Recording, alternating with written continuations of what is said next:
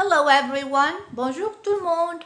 Welcome to Lynn's Lingo. My name is Lynn and today's class will be about the use of the verb to be, le verbe être, in the future tense.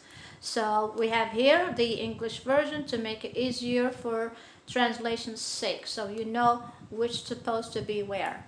So let's go ahead and get started. I will, je serai, you will, tu seras, he will, il sera, she will, elle sera, we will, nous serons, you will, vous serez, they will, ils seront, elles seront. Notice here when you use the French language and you're talking about the third person plural in the masculine, it would be said as follows. Ils seront. As far as the third person plural feminine, it will be said as follows. Elles seront.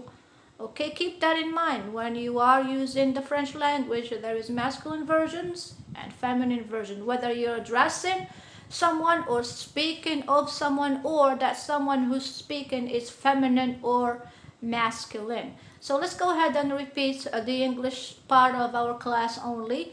Please feel free to repeat after me so you can hear yourself and learn how to pronounce French. Je serai.